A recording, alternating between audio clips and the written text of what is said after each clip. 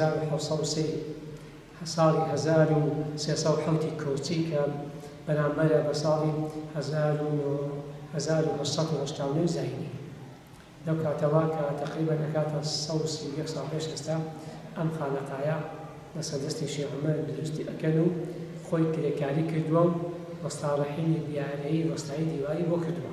خانەقا بۆ خزمەتی ئاوین کە لە ئەسڵا بۆ خزمەتی ئاوین دروستکراوە، هەروەها بۆ خزمەتی فەقیر و ڕێبوار و پێشمەرگەی دروستکراوە. لەو ڕێڕەوەوە لەو لە ساڵی دروستکردنەوە تا ئێستا لەسەر ئەم خزمەتە بەردەوام بووە.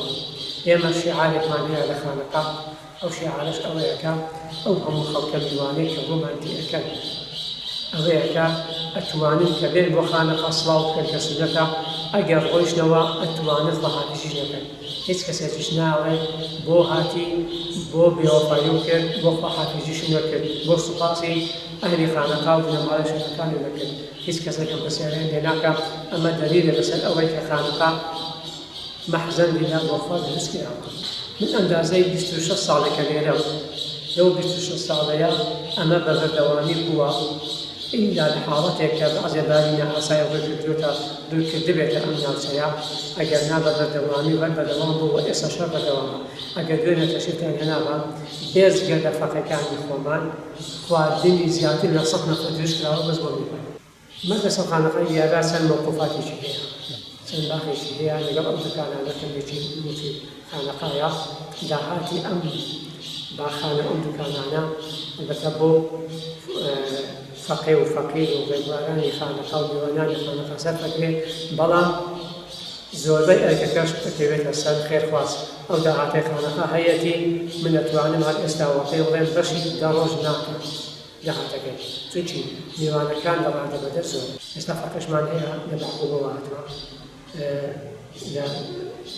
لە بەغاشەوە بوومان لە ئێستا لێرە نەماوە و هەروەها لە کوردستانی ڕۆژهەڵاتە حاڵی حاضر چەند ئەندازە 7 فەقێمان هەیە لە خاوەزیادبێ ئەوانی تریش زۆربەی خەڵقی کوردستانی باشوور و کوردستانی خۆمان.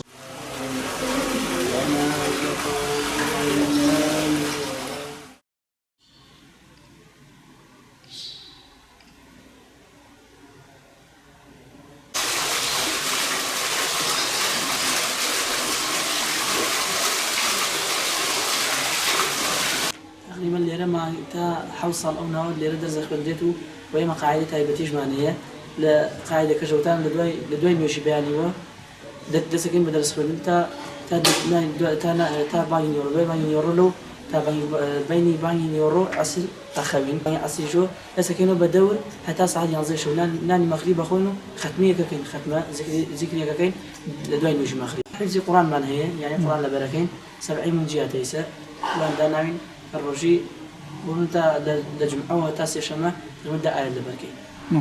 بس قرآن أخوين يعني درجة القرآن شخصون يمس كتابي صرف ونحو أخوين.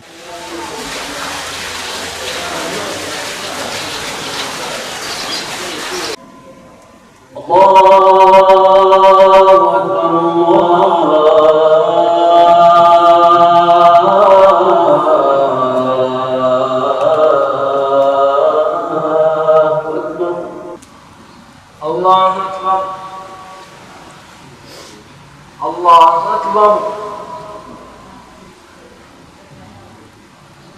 الله أكبر الله أكبر